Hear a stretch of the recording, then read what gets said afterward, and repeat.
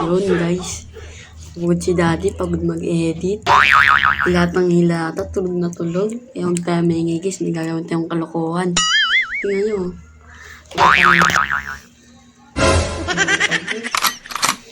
Pagod na mag-edit. Yun.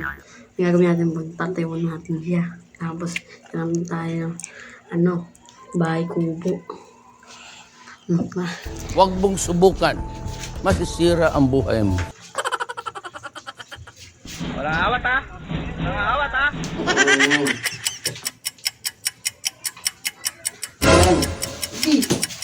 Nanay, tatay, gusto ko tinapay.